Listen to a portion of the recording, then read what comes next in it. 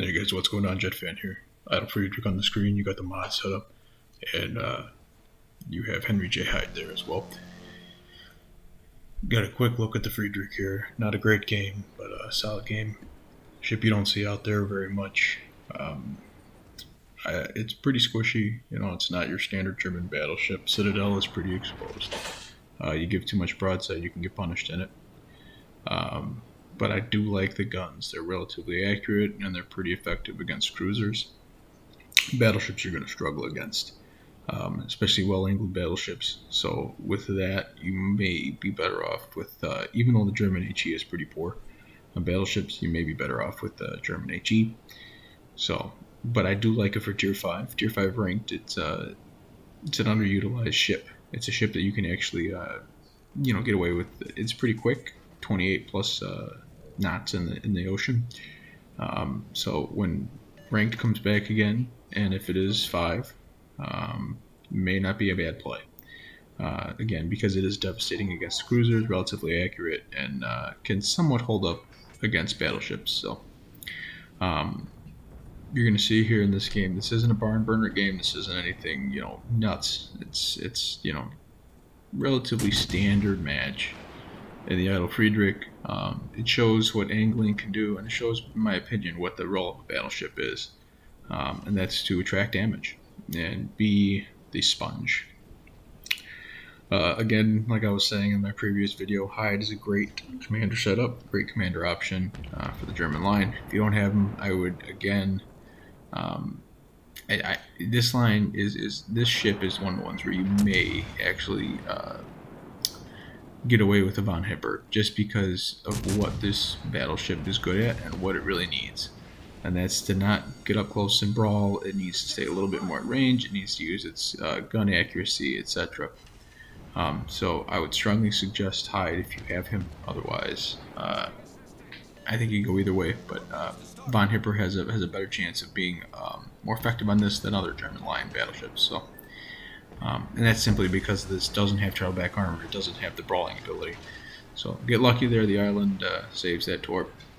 I'm going to throw out a shot here at the Icarus. So you saw early on there, I held my shot against the what was it? Nuremberg, that's what it was. Why? Because the torps were going in. I didn't want to waste a shot. 27, 28 second reload, something like that on these main guns. Pretty effective. Nothing super hard hitting, but they are relatively effective. And you're going to see here against a well-angled battleship, and it's in New Mexico, so it's not the most heavily armored battleship, but nothing crazy. I get a bunch of shatters and over kind of ricochet. So you're kind of going to see the weakness of the Idle Friedrich here. I think it's a competitive ship if you know how to actively switch shell types, if you know how to angle. Right now, I am giving this ship way too much broadside, but I understand that he's the only real threat to me at this point. Another just 1,000, so you're seeing a little bit of the issues that the Idle Friedrich has, and what can plague it at the Tier 5 level. Tier 4, it matches up well. Tier 5, it struggles sometimes. So just if you do make the choice to get this ship and pursue to unlock it, just be aware of what you're getting yourself into. It has its ups and downs. It's a cruiser killer. It's a devastating ship against cruisers. The caliber on the guns and the guns are very effective against cruisers, but battleships you are going to be outgunned, especially if you're your Tier 5, Tier 6 match. Tier 6 is going to have their way with you. So, that's basically a flat broadside gun eyes now, and I got 6,000 off of them. So again, though, if you're paying attention, you're seeing here, look at how steep the angle is that I can get and still get my front turrets on. So the kiting play could be effective. It is still somewhat of a battle cruiser-ish style, light battleship, whatever you want to call it. Okay, so it's not the worst play in the world to kite in this thing. You do have the speed to kite if you so choose. Obviously, like Gneisenau will still be able to run you down, but that's a tier up from you. It's tier 6, and it's that same style. It's that effective speed, close the range battleship. So, but you do have the gun accuracy on him. So Dallas, I chunk him for 10k. 4 out of the 8 shells hit. I was pretty disappointed with the RNG in this game. I've had multiple times where I've been in the Friedrich, and I have just sunk outright cruisers that have given me this much angle.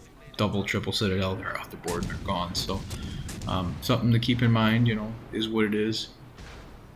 Even with the high accuracy, it can still at times rear its ugly head.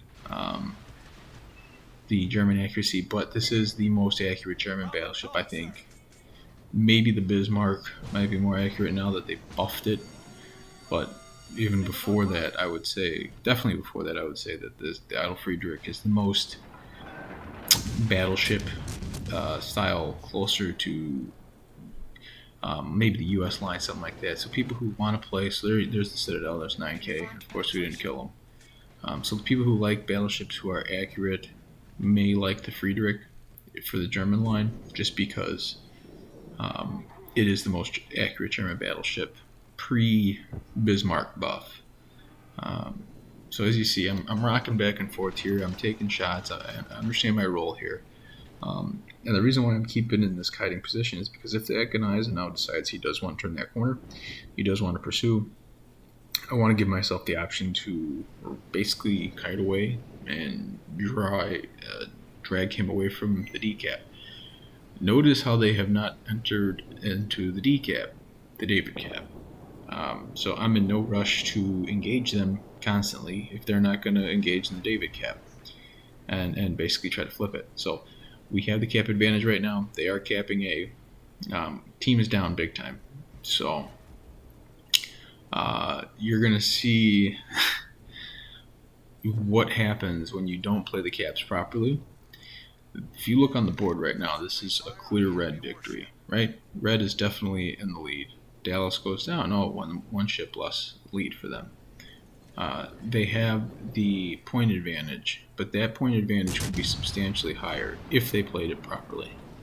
Okay, they have a 2-ship advantage on paper, okay, but what I'm trying to get at here is if people quickly look at the screen, they think, oh, we got this game in the bag if they're the Reds, right? So they usually get reckless and throw their ships away. And the reason why I'm suggesting that you strongly play the caps, regardless of what the situation is because just watch what happens in the rest of this game. The main reason why I put this game up is because I wanted to highlight how quickly a lead can disappear in this game. Okay, so you see there, my first sinking, take out the Dallas. Okay, now it's a 1-ship advantage. Okay, and notice the points.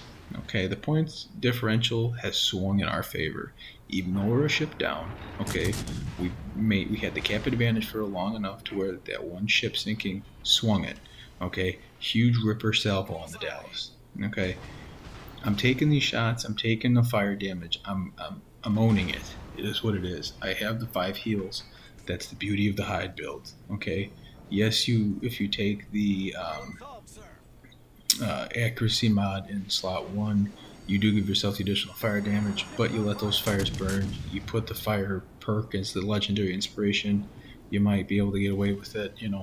I'm hoping that this guy sets me on fire for a 3rd time, but he's not going to, if I remember correctly. So, but again, pay attention to the score, pay attention to what they're doing. They're finally in Dave, right? They're finally in David. But this Dallas just keeps pushing. He's now 7 kilometers from me. I don't know what his play is here. I don't know what he's thinking. But Idle Friedrich strikes again. Okay, that's the 2nd sinking, up to 60,000 damage. They went from a 5-ship lead to even and down 100 points in about a minute and a half span. Okay, pay attention. Don't play recklessly. Okay, and now they add another sinking. So again, this was more so not to showcase how I played or that I had some great game. This is to show what happens when you don't play the caps. I end up with 64,000 damage. Whoop-de-doo. But I want to also highlight what happens with the rest of this game. Akatsuki, why are you popping up here? Okay, Akatsuki, you're very close to this King George. King George is a very dangerous ship to play against um, from this standpoint. So our friendly team, the Blues, we have this King George and we have a Nelson. Okay, this Nelson, I was a little concerned. He's pushing this Ghanaians now. Initially, I was worried about what's going to happen with this because I was uncertain if he was going to get torped and knocked out, and we're within that range where it would flip the score. So this Nelson did scare me with the way that he was about to play this. I was worried that he was going to get sunk, but this Nelson had a very, very good game. So shout out to this guy playing the Nelson. Definitely played it proper. So you see him coming around this island, and I thought that Ghanaians now was going to have torps in the water waiting for him. Turns out that wasn't the case, but he actually is anticipating this. So you see him turn in, throw the big salvo there, really take a good chunk out of the Ghanaians now. Torpedoes are going to show up here, I'm sure, right? Everybody should be expecting those. Sends an additional salvo. Okay, Ghanaians in a world of hurt. Where are those torpedoes? That's my main concern. Where are the torpedoes? I know that this matchup, right, Ghanaians now is going down to Nelson if the torpedoes don't get there in time. Nelson throws in the first, angles up,